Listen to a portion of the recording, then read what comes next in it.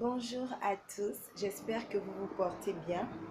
Je m'appelle Tabitha et je suis l'auteur du blog Ladies Wonderfully Made qui veut simplement dire en français Femmes merveilleusement créées. Et je vous annonce déjà donc comme ça que ce blog sera à présent disponible en français et qu'il sera intitulé Femmes merveilleusement créées. Il sera sur WordPress, c'est en ce moment en construction. Donc, c'est l'une des raisons pour lesquelles ce blog n'est pas encore actif à présent. Alors, aujourd'hui, j'aimerais revenir, mais je sais qu'en ce moment, nous sommes sur une série pour les célibataires, à savoir les clés pour vivre un célibat épanoui. Mais j'aimerais qu'on prenne une pause pendant quelques moments et qu'on partage sur le thème que faire de mes rêves. Amen. Et cet enseignement, c'est un enseignement qui m'a été donné par la grâce de Dieu, par le Saint-Esprit. Au début, je ne comprenais pas, mais vraiment, euh, les conséquences de mes actes m'ont rattrapé. Et donc, vraiment, je me suis repentie premièrement. Et puis, comme ça, j'ai décider d'adopter la bonne attitude. Alors que faire de nos rêves? Parfois, on remarque que Dieu nous donne des rêves comme ça et puis on peut faire 1 an, 2 ans et on ne voit pas les rêves se concrétiser dans notre vie. Et on commence à se poser la question, est-ce que c'est Dieu qui m'a menti? Est-ce que c'est moi qui ai un problème? Est-ce qu'il y a beaucoup de questions qu'on commence à poser lorsque ces choses se passe. Et lorsqu'on n'a pas le discernement, lorsqu'on ne demande pas à Dieu de véritablement venir nous révéler donc le mystère des choses cachées, on entre donc dans le découragement, on entre dans les murmures et cela ne fait en fait que aggraver en fait notre situation. Alors cet après-midi, je vais partager avec vous sur comment comme que faire de nos rêves. Donc, continuez à regarder et nous allons d'abord commencer par la prière afin que l'ennemi ne puisse pas enlever ce que l'Éternel va semer en chacun de nous cet après-midi. Amen. On va fermer nos yeux et on va prier. Éternel mon Dieu, mon roi Père, nous te bénissons, nous te rendons l'honneur et la gloire dans le nom de Jésus. Seigneur, nous venons remettre entre tes mains cette session d'exhortation.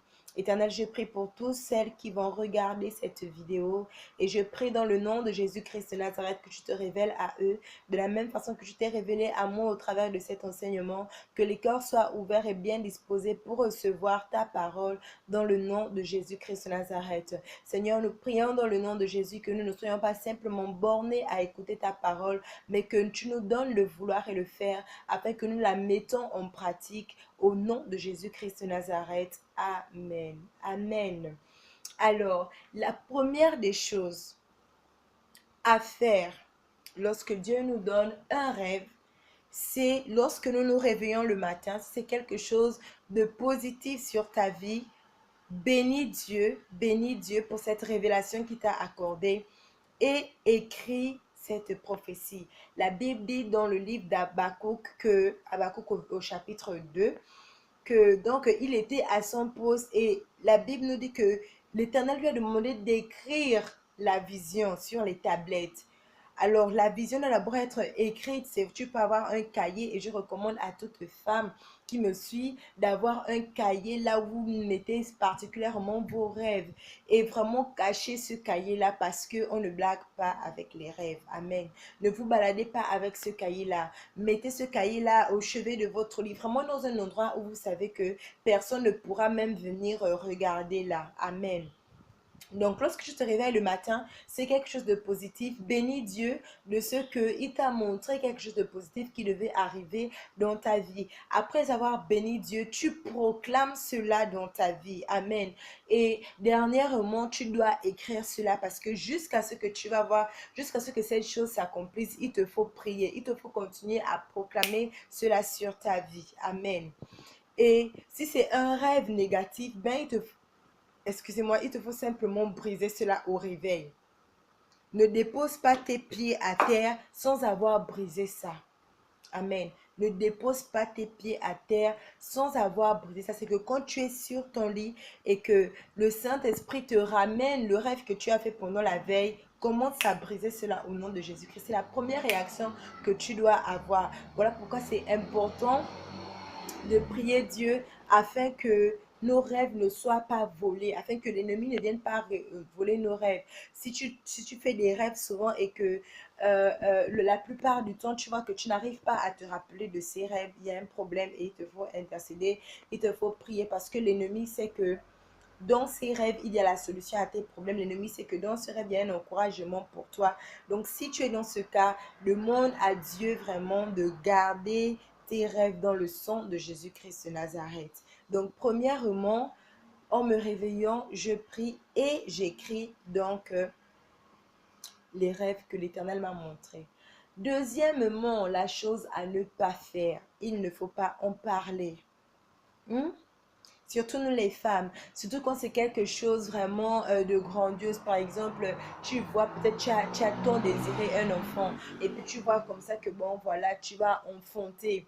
Ou bien tu vois comme ça que euh, tu vois que, par exemple, tu as tant désiré le travail et puis comme ça, tu commences à avoir un rêve où on signe ton contrat de travail avec toi. Et puis toi, dans la bonne humeur, dans la joie, vraiment sans sans arrière-pensée, tu te lèves et puis tu prends le téléphone, tu appelles ta copine, tu dis, bon voilà, c'est le rêve que je viens de faire. Et puis ta copine aussi, elle te dit, oh vraiment, gloire à Dieu, etc. Je ne dis pas que les personnes à qui nous parlons sont foncièrement méchants, mais la Bible nous dit que le cœur de l'homme est mauvais et tortueux.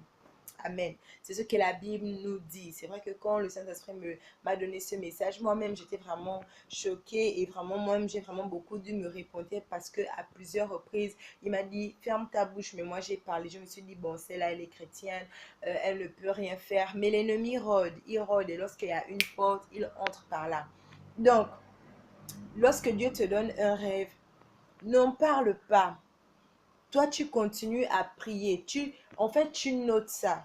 Ce sont les écrits qui feront en sorte que lorsque tu vas témoigner, les gens vont dire que c'est vrai. Tu montres simplement la partie du rêve. Tu dis, voilà, j'avais fait ce rêve, regardez la date. Et voilà, maintenant, ce rêve s'est accompli. Mais toi, ne prends pas ta bouche pour partir dire partout que, oh, voilà ce que Dieu m'a dit, voilà ce que Dieu m'a montré. Non, ne faisons pas ça. C'est très important. Ne le faisons pas. Surtout les femmes. J'insiste sur les femmes parce que moi-même, je suis une femme et je sais que nous sommes de nature très, très parleuse. Nous aimons parler, nous aimons vraiment ouvrir notre cœur. Surtout si c'est une personne en qui on a vraiment confiance. Mais la Bible me dit également que malheur l'homme qui se confie à l'homme. Alors, il nous faut faire vraiment attention. Parce que certains d'entre nous également, lorsque Dieu a donné les rêves, tu veux partir dire ça à un ami pour que l'ami te donne en fait la confirmation de ce rêve. Mais non, c'est pas ce que la Bible dit. C'est pas ce que la Bible nous enseigne. Dieu est le seul qui détient toutes les confirmations de nos vies. Tu n'as pas à te rapprocher d'un pasteur, un prophète pour avoir la confirmation de quoi que ce soit. Lorsque Dieu t'a montré quelque chose, bénis simplement Dieu et continue à proclamer cette chose. Les anglophones ont créé, je ne sais pas si c'est un acronyme, en tout cas un slogan comme ça qui veut dire push. Et ça veut dire pray until something happens. En français, ça veut dire prier jusqu'à ce que quelque chose se passe. Donc, tant que la chose ne s'est pas passée, toi, tu ne continues pas à pousser. Tu dois prier. La prière, c'est comme la salle de labeur. Pour celles qui ont déjà porté des enfants dans leur sein, vous voyez la période de contraction, là où vraiment il y a les douleurs s'intensifient. C'est ça la prière. Et tant que tu n'as pas poussé, est-ce que tu appelles déjà les personnes lorsque tu es en train d'accoucher, tu es sur la table en salle et tout d'accouchement, vraiment le ventre commence à te faire mal, tu as les douleurs. Est-ce que tu appelles les gens pour dire que allô, allô, oui, oh là où tu me vois là, je suis déjà même en train d'accoucher, vraiment les contractions sont en train de faire comme ça, ça commence à être 4 contractions par minute ou bien 5 contractions par seconde. Est-ce que tu appelles les gens? Non, tu ne les appelles pas. C'est la même chose spirituellement. On appelle que lorsque l'enfant est sorti, on dit bon voilà, euh, je viens d'enfanter une fille et tout, mais tu ne dis pas. Il y a certaines personnes, même lorsqu'elles sont enceintes, elles ne disent pas aux gens qu'elles sont enceintes. C'est vraiment la sagesse et nous devons vraiment prier pour la sagesse. Donc, deuxièmement, lorsque Dieu t'a donné un rêve prophétique, même une parole prophétique que tu reçois d'un homme de Dieu, d'une femme de Dieu, si elle te l'a dit seule, il n'y avait personne, garde ça pour toi. Ne prends pas ta bouche et tu commences à conjuguer le rêve à tout le monde. Non. Amen. Et la troisième chose à avoir que lorsque Dieu nous révèle quelque chose au travers des rêves, c'est avoir la foi. Ne pas se décourager. Avoir la foi, ne pas se décourager et avoir la foi avec les œuvres. Donc, en fonction du rêve que tu as vu, commence à demander à Dieu, Seigneur, quels sont les actes que je peux poser pour que ce que tu m'as dit puisse s'accomplir. Sarah attendait la promesse que Christ lui avait donné. Il a dit, à cette même période, tu auras un enfant. Mais si Sarah n'avait pas eu des rapports avec son époux Abraham, vous pensez sincèrement que Sarah devait enfanter? Non. Il a fallu que Sarah ait des rapports sexuels avec son mari pour que la semence soit déposée en son sein afin qu'elle puisse avoir Isaac. Donc, je ne sais pas quel, quel rêve Christ t'a donné, je ne sais pas ce qu'il t'a dit. Mais maintenant, toi, tu dois lui demander, Seigneur, quelles sont les méthodes pratiques que je peux poser afin de permettre à ce que toi, tu m'as dit s'accomplisse. Paul pouvait dire aux autres que votre foi, vous avez la foi certes, mais vous n'avez pas les œuvres, donc votre foi est morte. Mais nous, on va avoir une foi qui parle, on va avoir une foi qui est démontrée, on va avoir une foi qui sauve. Amen. La Bible dit dans Acte 16 à partir du verset 31 que si tu crois au Seigneur Jésus, toi et ta famille, vous serez sauvés. Mais il te faut d'abord croire. Mais dès que tu as fini de croire, Dieu va venir sauver ta famille si toi tu fermes ta bouche. Dieu va venir sauver ta famille si toi tu ne pries pas pour eux. Tu es sûr? Non. Il te faut prier. Il te faut proclamer l'évangile. Parfois, tu es obligé de dépenser ton argent du taxi, aller leur voir, leur proclamer la parole. Tu les invites parfois au culte. Donc, c'est dans ces petites choses, en fait, tu es en train de semer et Dieu, il va veiller sur sa parole pour accomplir cette parole de Acte 16 au verset 31. Donc, la troisième chose à faire lorsqu'on a des rêves, lorsqu'on a des paroles prophétiques, c'est de dire, Seigneur, qu'est-ce que je peux faire concrètement pour que ce que tu m'as dit s'accomplisse. Amen. C'était ce message que je voulais simplement donner. Si vous avez aimé, commentez, partagez, ça peut bénir quelqu'un. Peut-être toi, ça ne t'a pas béni, mais moi, je crois que ça t'a béni. Et ne garde pas ça pour toi-même. Partage-la à une servante de Dieu, partage-la à une soeur, partage-le également à un homme.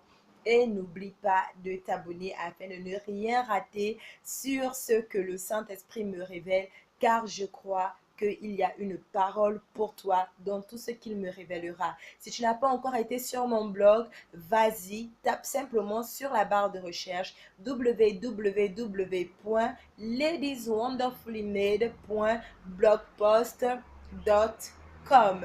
Vas-y, le blog est en anglais, mais tu peux également le traduire en français à partir du moteur Google Translate. Donc, vas-y, nous t'y attendons et puis sois béni. Et n'oublie pas, femme merveilleusement créée, tu as été choisie dans la multitude pour impacter les nations et surtout pour servir l'Éternel. Sois béni.